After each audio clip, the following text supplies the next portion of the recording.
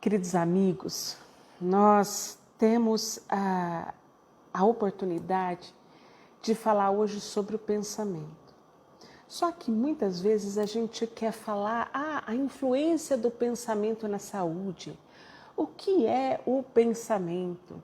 O que é saúde? O que é espiritualidade? Como que a definição desses temas tem se entrosado? Mas hoje o tema da nossa discussão é a importância do conhecimento da influência do pensamento. E por que isso? Há muito tempo eu achava, e eu e muitos outros colegas, nós achávamos que a chave para a felicidade, a chave para o desenvolvimento humano, a chave para a evolução espiritual fosse o conhecimento. Então, se você tivesse conhecimento ou informação acerca de um determinado tema, você estaria completo e estaria seguro, né? Completo e seguro. Mas com o tempo, nós observamos o seguinte: não basta ter o conhecimento, não basta ter a informação. Essas não são as chaves. As chaves que nós precisamos para alcançar o que nós procuramos é o pensamento em ação. Nós precisamos agir e antes de qualquer ação, nós temos como precursor o pensamento, as conexões cerebrais, as reflexões. Então, o pensamento, na verdade, é a grande chave. Porque o que acontece? Às vezes eu tenho um determinado conhecimento sobre a vida. Eu sou um diabético e eu sei que se eu comer açúcar, se eu comer doces, isso vai afetar a minha saúde. Eu tenho conhecimento, eu tenho a informação, mas eu não consigo colocar isso em prática, a menos que eu faça dessa informação a meditação, o pensamento contínuo dentro de mim, dentro das minhas expectativas e coloque o meu pensamento como recurso para a modificação da minha vida. Então, existem muitas questões a respeito do que é o pensamento, né? O pensamento está no cérebro, o pensamento é resultante do cérebro. Não necessariamente. O pensamento, ele é resultante da mente. E a mente é um dos atributos do espírito, onde nela nós temos vários atributos. As emoções, as necessidades de correlações sociais, as influências ambientais. E o pensamento é um dos atributos da mente. E a mente, ela está no nosso espírito, no perispírito. Entretanto, para que a gente se manifeste materialmente como encarnados, nós precisamos do cérebro. O pensamento, ele precisa das conexões cerebrais, das sinapses, dos neurônios, de todo esse aparato cerebral para que ele se manifeste. Sim, ele precisa sim, mas o pensamento, ele é um atributo do espírito, né? Investido, instaurado na mente.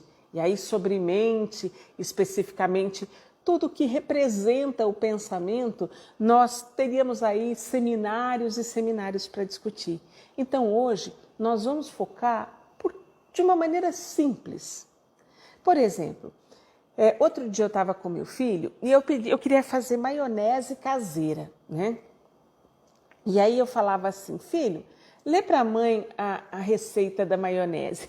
E ele começou: mãe, você vai colocar aí no mixer, pode fazer batendo a mão, um ovo, óleo, vinagre ou limão. E ele falava na descrição: para se fazer maionese, é preciso que os ovos estejam na temperatura ambiente, que você tenha a quantidade certa dos ingredientes e também é necessário muita fé para que ela dê certo. Então, quem já fez maionese em casa, né, já viu essa questão de que realmente parece que é necessário ter fé. Por quê?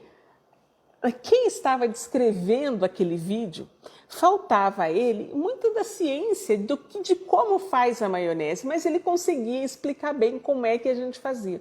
Então, sobre o pensamento real, todas as questões que envolvem o pensamento, nos faltam muitas condições para explicação. Só que hoje a questão do pensamento, ela é discutida, ela é explorada e ela é de interesse de muitas áreas da ciência, muitas áreas de ciência. Mas como nós dissemos, o pensamento ele é um dos atributos da mente. E tem uma lembrança que eu gosto muito, que André Luiz, no livro A Caminhos da Luz, o benfeitor diz a ele o seguinte, que sobre o corpo físico, ele já tem um conhecimento bastante avançado, mas sobre a mente, eles estão iniciando o estudo agora, né? Então, veja bem, se André Luiz está estudando agora sobre a mente, imagina nós. E por que a gente gosta muito de comentar essas questões? Os livros que nós tivemos, né, da coleção de André Luiz, nos adiantou muitas informações que a academia convencional, quando eu digo academia convencional, os institutos de pesquisa, através de grandes esforços de todos os pesquisadores, têm confirmado agora, 70 anos depois, como a função da pineal, que já tinha sido descrita por André Luiz, né? Então, o que eu quero dizer é isso, se naquela época, né, eles ainda não sabiam, imagine nós, né, quanto tempo a gente vai demorar para chegar. Só que diferente do que acontecia antes as pessoas não se preocupavam com o que elas iam pensar. A gente não se dava conta que o pensamento tivesse influência na saúde. E como é que a gente sabe que esse pensamento tem influência na saúde? E é uma coisa interessante, né? Como que a gente sofre? Quando tinham me chamado para falar sobre isso, o Eduardo tinha me falado, né, feita a proposta do tema, eu falei assim, ótimo. Só que muitas vezes a gente fala de coisas que a gente não se dá conta para experimentar. Por exemplo, eu sou professora lá na faculdade de odontologia. Então eu falo de muitos sintomas que a gente tem alguma doença no dente ou que a gente tem algum problema cirúrgico que realmente eu nunca passei. Então eu estou lá explicando, olha gente, quando você faz uma cirurgia óssea, você faz esse procedimento, você coloca esse medicamento que você vai ter essa e essa reação. Então você tem aquele conhecimento embasado, né, na literatura e você passa para as pessoas, mas nem sempre você experimentou. E aí o que aconteceu? Essa semana eu experimentei a influência do pensamento na saúde. Então tá fresquinho aqui para mim para falar para vocês.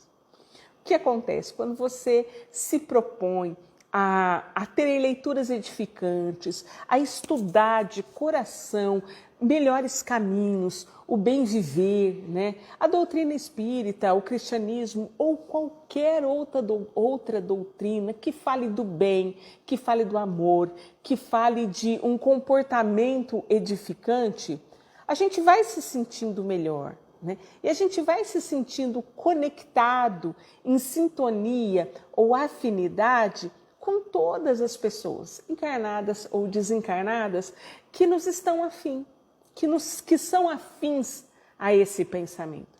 E o que me aconteceu há 2 semanas? Eu tive uma questão que eu fiquei revoltada, eu fiquei brava e eu experimentei a raiva, sabe? E aí eu comecei a me sentir mal. A me sentir mal como se eu não... Há muito tempo, uma coisa que há muito tempo eu não sentia. Eu até pensei assim, gente, será que eu estou contaminada? Será que eu estou com alguma febre, né? Será que eu peguei Covid? Será que essas são as reações? Dores de cabeça, desânimo. E eu não conseguia relacionar com nada. A única coisa com a qual eu podia correlacionar através do pensamento, eu comecei a pensar, gente, o que será que me fez mal? A única coisa que eu conseguia relacionar era aquele fator que tinha me deixado triste, com raiva, brava, reclamando. E aí, a partir do momento que eu senti isso, eu também comecei a sentir uma dificuldade de me concentrar, uma dificuldade de fazer prece, dificuldade em me concentrar nas leituras edificantes que me faziam tão bem. E aí eu pensei assim, não, meu Deus, eu quero voltar a me sintonizar com coisas melhores. Só que estava difícil e eu ainda comentava com meu marido, olha, eu não tô animada, eu tô desanimada, sabe? Porque a gente acha que as manifestações espirituais, né, são aquelas manifestações em que eu consigo ver o espírito, falar com o espírito, perceber outras dimensões, e não é nada disso, né? A espiritualidade, ela se manifesta com a gente em motivação, em intuição, né? Então, no próprio Livro dos Espíritos, né, existe a descrição, né? Influenciam os espíritos na nossa vida muito mais do que o que a gente pode imaginar, né? Tá essa influência. E aí, quando você se desconecta daquela construção diária que você faz para ter pensamentos edificantes, o que acontece? Eu cortei. E aí eu tentava retomar, estava difícil, né? E aí o que eu senti? Eu senti febre, eu senti dor no peito, eu senti dor nos ossos, eu senti dores musculares e o pior, o mais grave, eu senti desânimo. E sentir desânimo é a maior caracterização de ausência de saúde, porque a saúde nos dá vontade de viver. E aí vocês podem falar para mim, quer dizer então que a gente tem que ser espírito puro, que a gente não pode ter raiva, que a gente não pode ficar bravo, que a gente não pode ter umas crises de gritos. Pode. A gente pode fazer tudo o que a gente quer. Tudo lhe é lícito, mas nem tudo lhe convém, né? Então a gente não precisa realmente virar espírito puro. Mas Newton já disse nas suas leis, e a terceira lei de Newton era a lei da ação e da reação. Tudo aquilo que você faz, você recebe. Isso é uma lei natural. Você receber de volta tudo que você emite, todo bem, toda paz, todo amor, todo grito, toda raiva, você receber de volta é uma lei da natureza, é uma lei da física. Então você pode ficar bravo, você pode errar, e aí você não tem que se lamentar. Puxa vida, eu errei, ai, que queda espiritual, e agora? Caiu, gente, levanta. É igual o bebezinho, né? Quem tem filhos. Imagina se quando o teu filho está aprendendo a andar, ele cai, né? E o primeiro tombo dele, você fala assim, não, você não leva jeito para andar mesmo, não. Ih, pode fazer outra coisa, porque você não leva jeito para andar no primeiro tombo. Não. Caiu, nós pais falamos, isso, muito bem. Então a gente fala assim, sarou, vamos tentar de novo, né? Porque a gente está aqui para tentar. Mas a cada tombo dói. Dói, machuca. Todo recomeço exige um esforço, né? Exige uma grande energia. Então, isso tudo para dizer para vocês que esses dias, né, disso aqui que eu estou falando, né, que a gente está estudando assim há anos, né, o estudo da mente é uma coisa que sempre me fascinou muito, né, os atributos da mente. No próprio livro, né, dos Espíritos, no Evangelho está escrito a única forma de você verdadeiramente mudar a sua vida é mudando a sua mente através dos seus conceitos e lembrando que o pensamento é um atributo da mente. Então, como eu falava para vocês, né, que eu tive essa queda espiritual, fiquei brava. Eu vou sentir culpa? A culpa é algo que destrói os nossos bons fluidos, os nossos bons pensamentos. André Luiz diz no livro Pensamento e Vida que os pensamentos negativos, que o pessimismo, estar naquele ambiente pessimista, essa sensação, ela influencia na mitose das nossas células, alterando a superfície, a camada vibratória das nossas células, interferindo no nosso corpo físico, né? Então, muita gente já ouviu falar, tudo que você pensa, né, você atrai, né? É mais ou menos, tem um certo atraso, né, nisso. Mas uma coisa muito interessante do pensamento, que a gente precisa refletir sobre o pensamento, é que o pensamento é algo concreto e material. É algo concreto. E a influência do pensamento, a força do pensamento, que todo mundo fala, a força do pensamento, mas a gente fica nessa, o que será? Será que esse pensamento tem força mesmo? Vou contar um negócio para vocês. A gente demora muito, mas muito, para saber descrever com propriedades processos que acontecem com a gente, processos no corpo físico. Mas a gente tem uma ideia das coisas que acontecem. Então, veja bem, as bactérias, né? A gente tem estudado com muita força nos projetos de pesquisa que a gente faz, quais são os materiais odontológicos que têm em sua superfície a capacidade de repelir bactérias, ou a capacidade de atrair bactérias, a capacidade de induzir formação de osso, né, quando a gente faz implante, ou a formação de dentina. Calma, eu não quero deixar essa live totalmente odontológica, mas a gente tem estudado muito quais são as características da superfície que influenciam nisso. E, gente, deixa eu falar um negócio para vocês. Como que a gente vai saber qual é a força da bactéria na superfície? Existem equipamentos e métodos que já analisam isso. Mas a gente não vê a força da bactéria na atração da bactéria. Aliás, gente, a gente não vê a bactéria. A gente não vê com os nossos olhos a bactéria. Foi preciso que cientistas, que Galileu aperfeiçoasse, né, aquele dispositivo de lentes, e mais recentemente, 1650, um alemão propôs o primeiro microscópio mais efetivo, aprimorado, e hoje a gente tem microscópio de todo tipo. De todo tipo.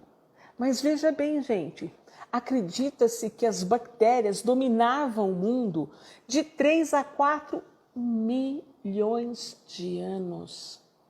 E o microscópio foi mais aperfeiçoado agora em 1600, depois de Cristo.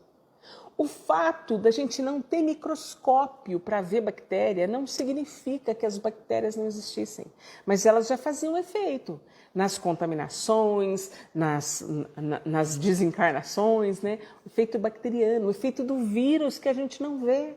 A gente não vê, mas existe uma série de pesquisadores que já dominam isso.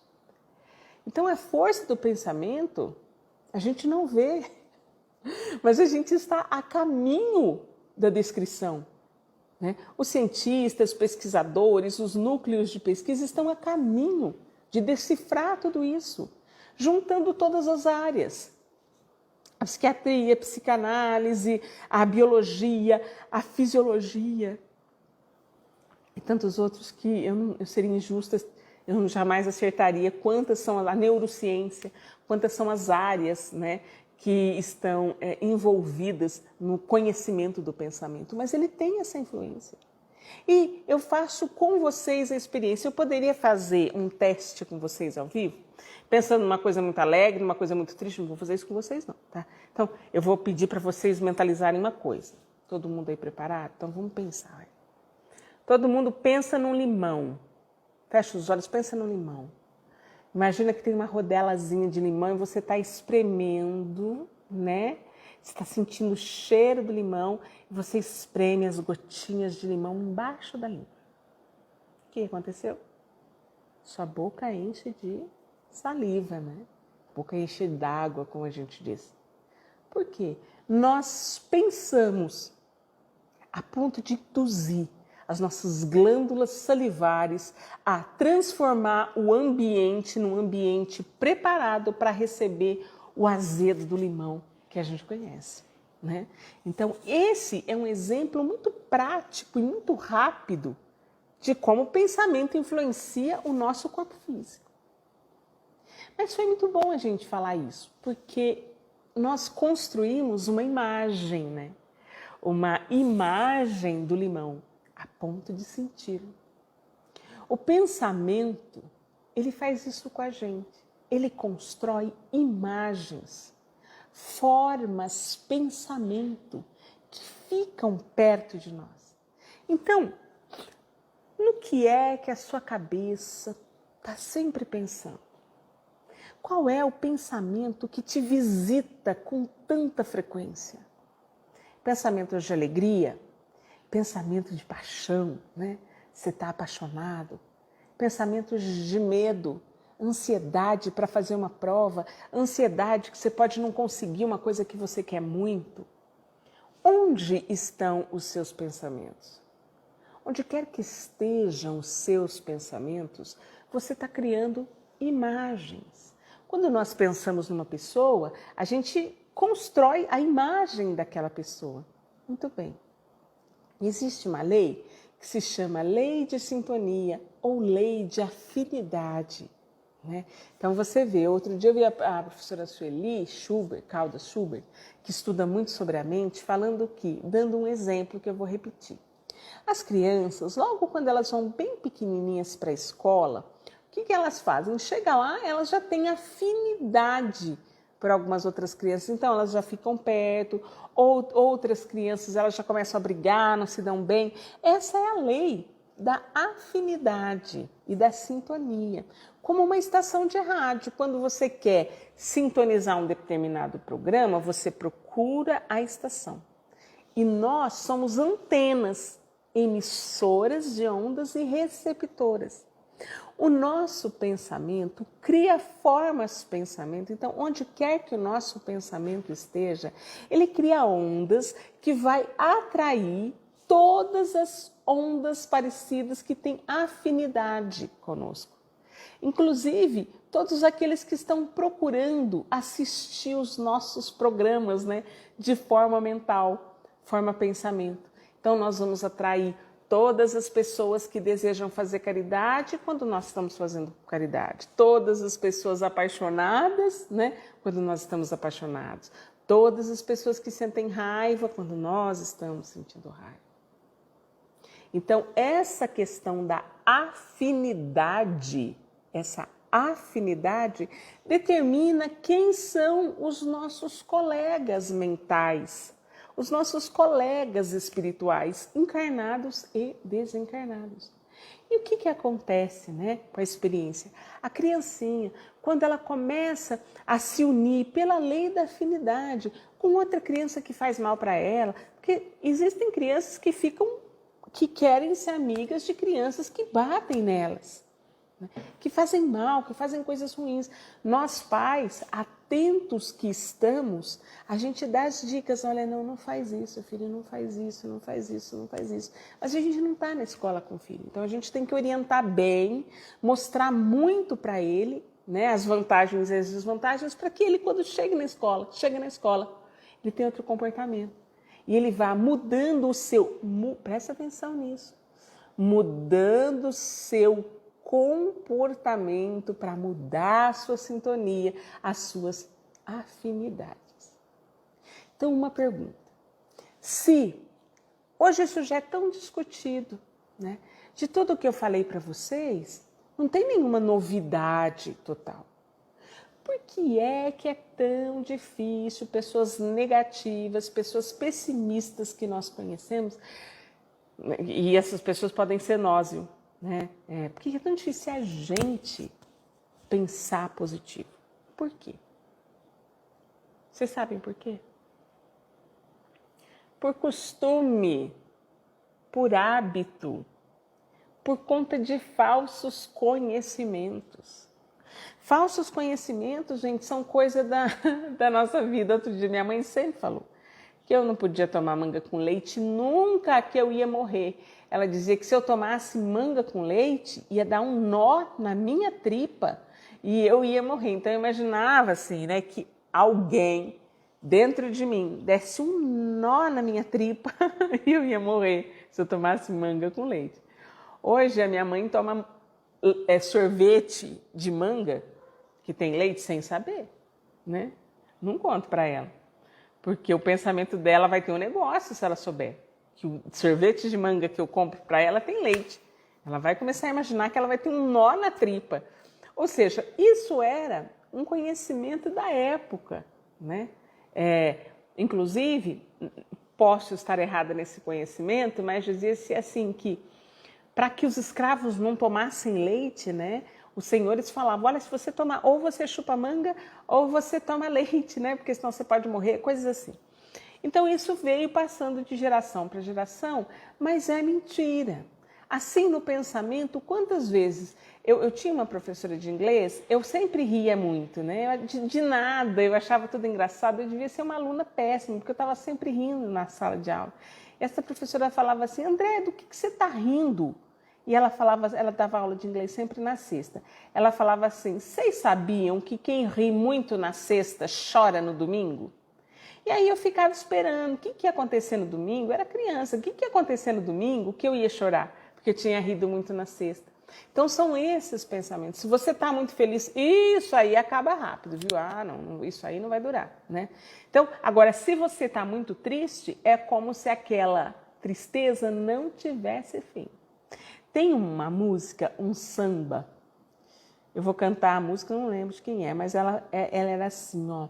Tristeza não tem... Do Toquinho Vinícius. Tristeza não tem fim, felicidade sim, né?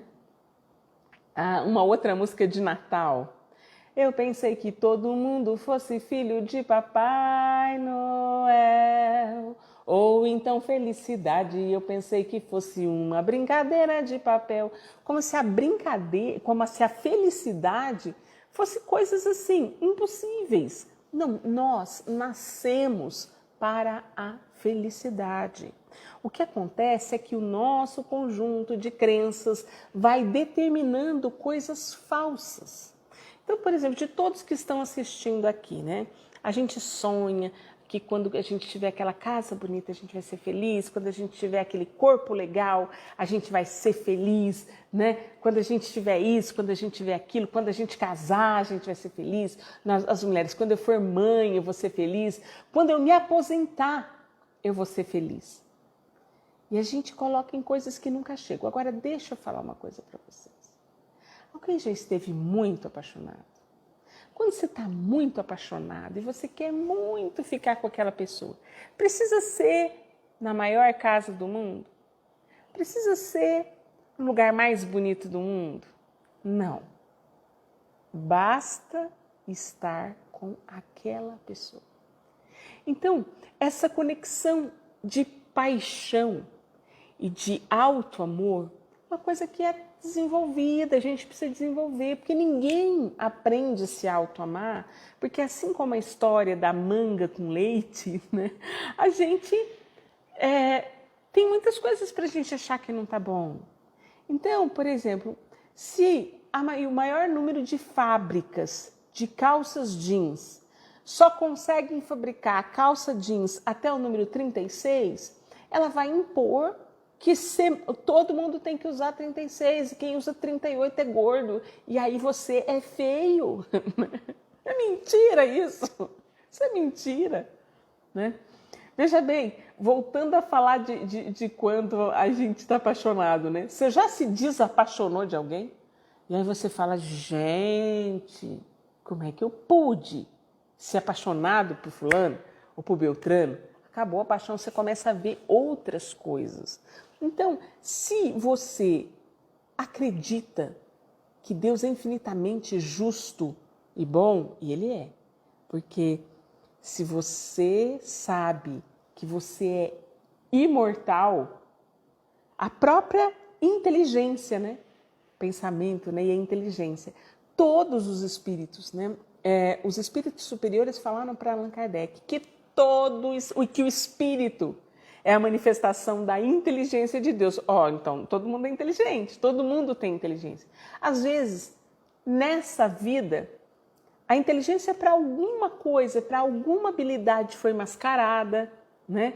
Por uma necessidade de desenvolvimento do espírito em outras áreas. Mas todos nós temos inteligência, né? Até para que a gente desenvolva outras habilidades, às vezes uma é mais reclusa. Uma habilidade é mais reclusa do que a outra, mas se você acredita em Deus, e acreditar e ter fé são coisas totalmente diferentes. Acreditar e ter fé são coisas muito diferentes. Se você acredita em Deus, tá tudo certo. Tá tudo certo. Você está de acordo com o livro Coragem, de Chico Xavier, né? Numa mensagem psicografada por André Luiz. Você está no lugar, no momento e com as pessoas que você precisa para a sua evolução. E dono do seu pensamento, dono da escolha do que você vai pensar. Você constrói uma coisa boa ou uma coisa não boa.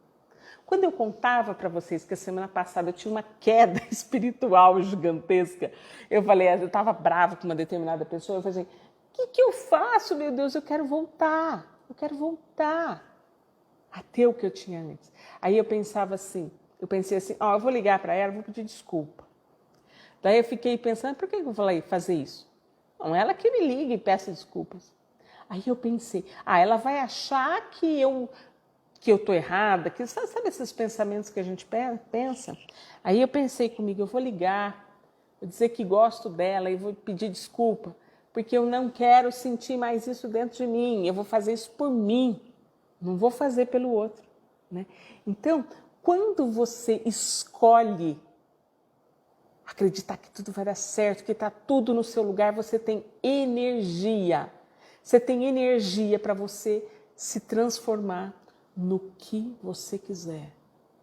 Porque tudo, absolutamente tudo que o homem pode conceber, ele pode conquistar.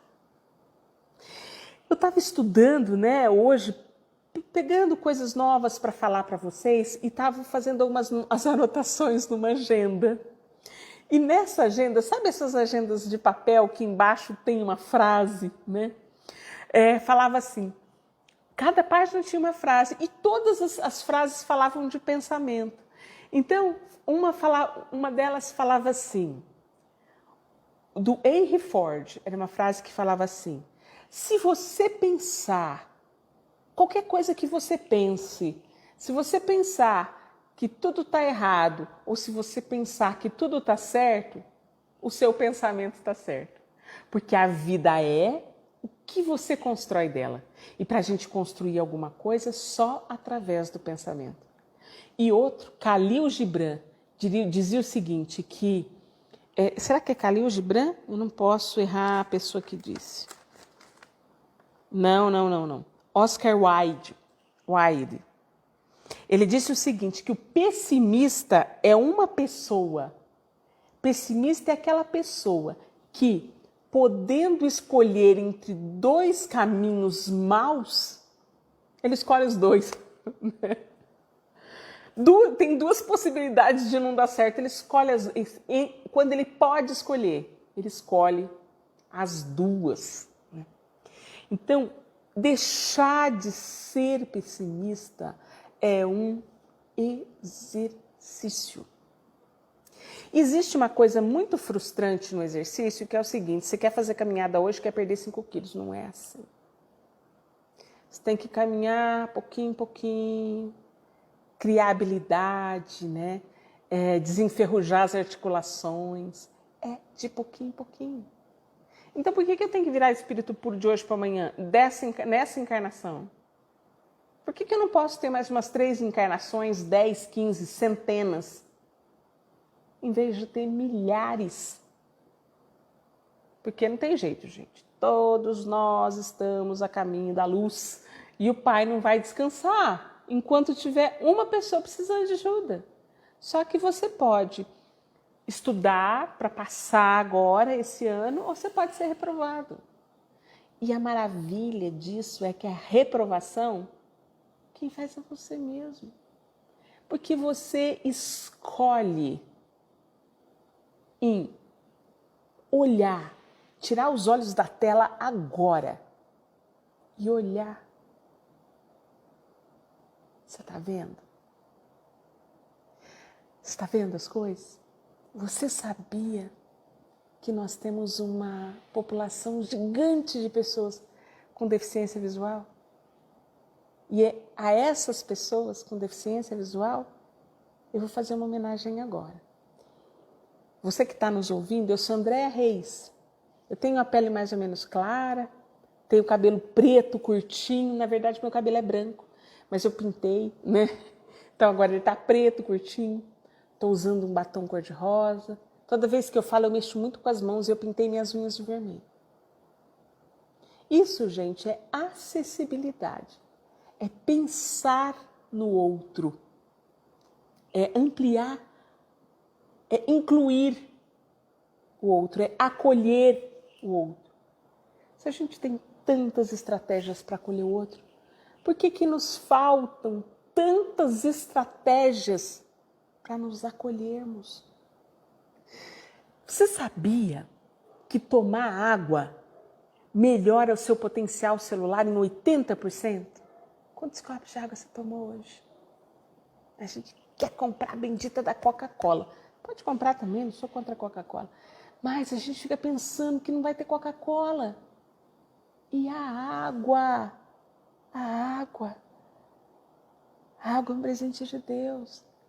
E quando você toma água, você consegue sentir a água te refrescando? Se você começar a dar graças por tudo que tens, tua vida melhora. Você vai começar a substituir os pensamentos pessimistas, parar de pensar em quem não está pensando em você. Eu me lembro que há uns anos eu dava alguns cursos de reiki, né? Eu aprendi essa técnica de reiki, né, com um grupo do Japão há décadas, gente, há décadas. E a gente faz exercício de concentração. E para a gente fazer, né, esse exercício de meditação, a gente precisava se concentrar. E o primeiro passo para você se concentrar é você tirar o excesso de pensamento. Então, eu fazia um exercício assim, gente, vocês estão muito preocupados aí com uma outra pessoa, porque às vezes a gente fica numa preocupação, fulano está pensando isso, e fulano vai fazer aquilo, e fulano vai ser aquilo outro. Eu falava assim para eles. E para vocês eu falo também, e para mim também.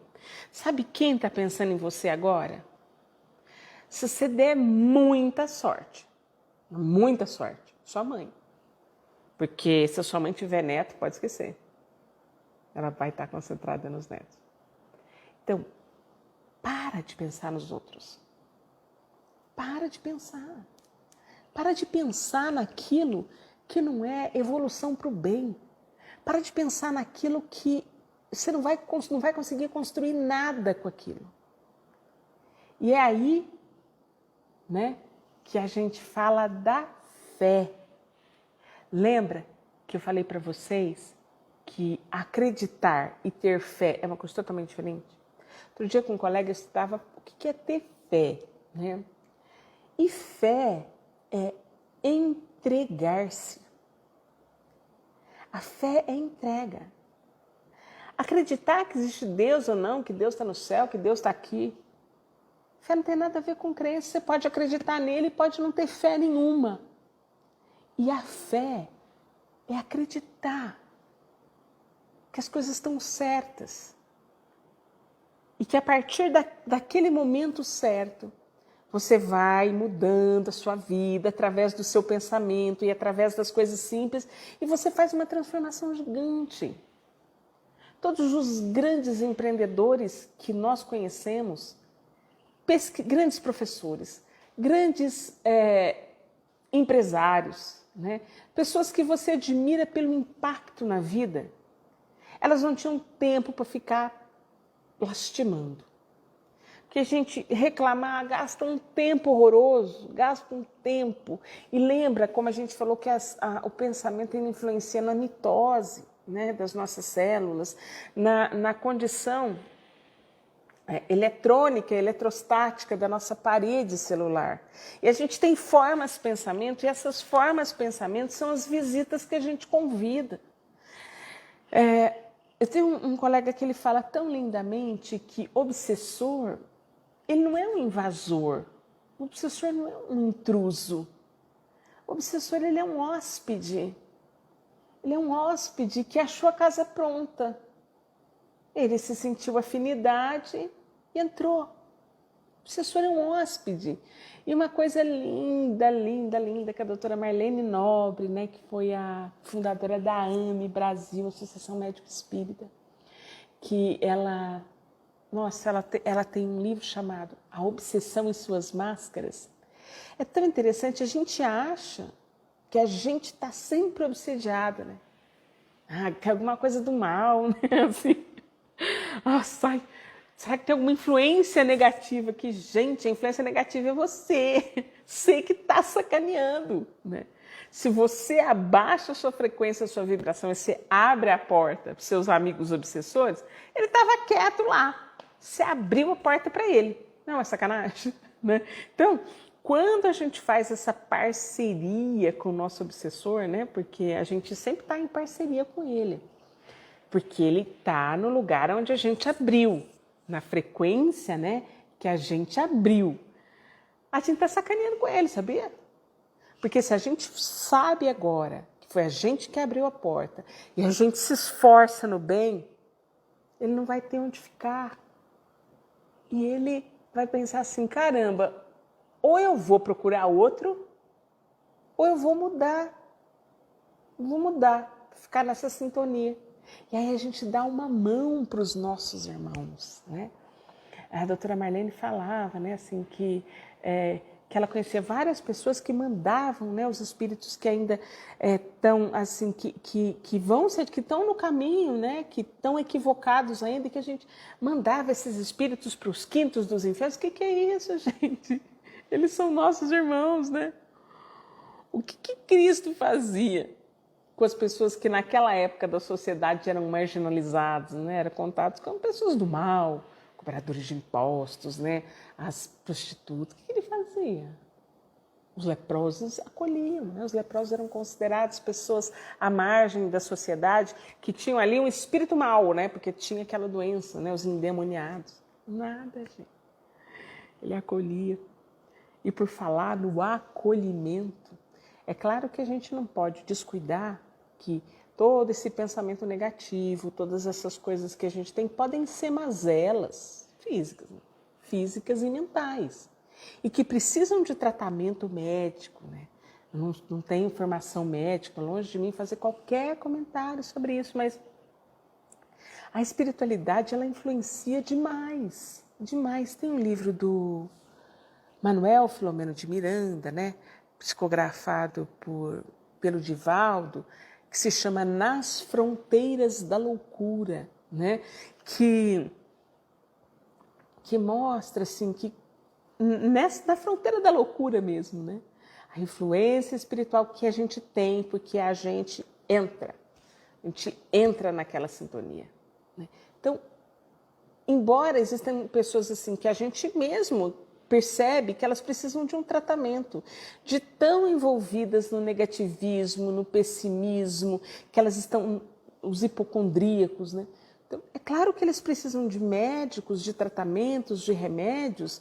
Isso é extremamente relevante. Acho que nós que estudamos essa filosofia por procurar um caminho melhor, nós nunca, jamais, em hipótese alguma, a gente vai suprimir a indicação de um tratamento médico ou suprimir a indicação de um remédio, porque a ciência e a medicina são presentes de Deus. São presentes de Deus. Não foi o homem que construiu nenhuma sabedoria sozinho, ele foi caminhando, né, com as inspirações dos cientistas. Então, os centros universitários, os laboratórios de pesquisa, os estudiosos, né? Emmanuel diz que os geômetras, né? Os astrônomos, os geômetras, os pesquisadores são templos. Os seus laboratórios de pesquisa são templos. Então, é claro que a gente tem que dispor do conhecimento da medicina, da filosofia, da sociologia, né? De todos isso, mas a própria Organização Mundial de Saúde diz que saúde é o completo equilíbrio físico, emocional, né, orgânico e espiritual do indivíduo. Então, já que a gente não é só matéria, isso já é um consenso, né? Então, voltando a dizer, quando as pessoas pensam assim, nossa, fulano fez um pensamento ruim para mim, fez um trabalho, fez um mal olhado, né, uma simpatia negativa, a gente se afiniza em função dos nossos pensamentos. Então, se uma pessoa vai lá e faz o que eles falam, faz lá um voodoo, fazer alguma coisa para te prejudicar, isso vai te prejudicar? Como é que está seu pensamento? Está harmônico? Você está caminhando para o bem? Você está em prece? Aí já a gente vai falar da prece. Pai, se você está harmônico, lógico que não vai te acontecer nada. Agora, se você está esperando, alguém fez alguma coisa para mim, ai, dá tudo errado, porque está todo mundo pensando contra mim, porque as pessoas têm inveja de mim, né? É até interessante quando as pessoas falam assim, fulano morre de inveja de você. Ué, morre de inveja por quê? Quem falou que as pessoas morrem de inveja de mim, morrem de inveja de você? As pessoas têm coisas boas na vida delas, sabia? É a gente que quer dar desculpa dos nossos erros para a inveja do outro, né? Não, a gente tem as causas primárias das aflições e as causas atuais das aflições, né? Então, gente, se liga que as causas das aflições elas podem ser atuais, né? Reações a coisas que nós fizemos, mas não tenha culpa. Levanta que nem o nenenzinho que caiu e começa de novo. Né? Começa de novo. Através do quê? Do pensamento. Ah, eu queria tanto fazer regime, eu queria ter limpado a minha casa. Não. Amanhã, hein, gente? Agora tá tarde, nós vamos dormir. Amanhã eu vou acordar, vou limpar essa casa. Amanhã, de pouquinho em pouquinho, eu não consigo ser organizada. Não, amanhã eu vou organizar uma gaveta. Uma gaveta. Depois outra. Ai, queria tanto estudar tal coisa, não tenho ânimo. Não, de 5 em 5 minutos. Lê um pouquinho, 5 minutos, toma uma água, faz uma coisa e conta que hoje você estudou 5 minutos. Amanhã você vai estudar 10. Gente, nós somos imortais, né? Precisa chorar. Nossa, queria tanto ser assim, o melhor professor de inglês do planeta, né? Todo mundo começa, aqui na universidade, todo mundo começa um ano, ai, esse ano eu vou estudar inglês, né? E às vezes não consegue. Gente, todo dia, de pouquinho, um pouquinho. E aí que está a questão da fé que a gente falou. A fé é relação, é relacionar-se com Deus. E quando é que a gente bloqueia, né? Que a gente fica doente? Quando o nosso pensamento entra em choque com o pensamento divino, porque tudo é pensamento divino, nós estamos mergulhados no pensamento divino. Então, se você estudou para uma prova, estudou de verdade. Quando você chegou lá na hora, aconteceu um branco e você não conseguiu, aí você briga com Deus. Aí você fica doente. Porque brigar com o pensamento divino é brigar com a sua natureza. Nós somos um pedaço do pensamento divino. Brigou com o pensamento divino, brigou com a tua natureza, fica doente. Né? Briga, fica doente. Né? Gente, aqui tem a Ana Cleide que quer fazer uma participação. Olha, nós estamos caminhando para o final, né, dessa apresentação. Nossa, são tantas coisas, né, para falar sobre a importância do pensamento, mas eu gostaria de finalizar essa ideia com alguns exercícios que a gente pode fazer. O primeiro é refletir que cada vez mais o pensamento agora é motivo de estudo, porque ele influencia na nossa vida. A segunda coisa é que se tem uma coisa da qual a gente é dono, é do nosso pensamento. Ninguém te induza, você pensa o que você quiser. Dentro do teu quarto mental, né, do teu coração, você pensa o que você quiser, a ponto de que, quando Platão disse, conhece-te a ti mesmo, né, nem a gente conhece a gente, porque o nosso pensamento é só nosso. Não custa, você não tem que pagar, né?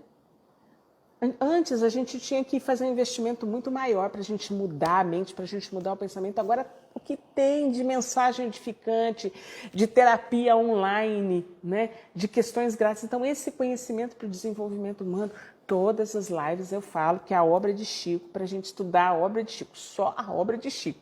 A gente precisa de 400 anos. Tudo que ele deixou escrito, lá tem tudo. Lá tem tudo, lá tem educação, tem pedagogia, tem psicologia, tem matemática, tem ciência, tem romance, tem poema, tem tudo na obra de Chico. Então tá tão acessível, né? Tá tão acessível. Não precisa falar, eu vou ler todos os livros de Chico. Imagina que você vai ler tudo, nem precisa, né? Porque as obras dele são... Eu queria colocar na minha vida por inteiro uma obra do Chico, uma só.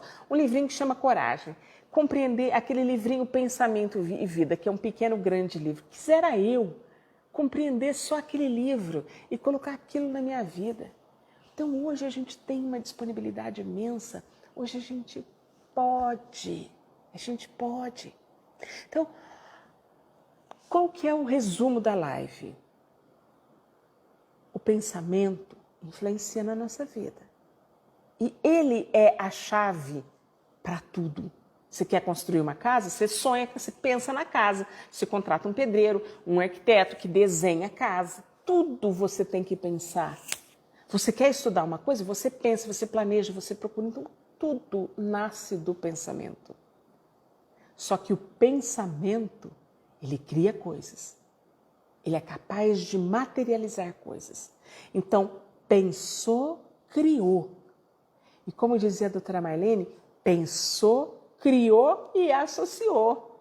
Pensou, fez a sua tela mental, a sua imagem, a sua fotografia mental. Pensou, criou e associou. Vem.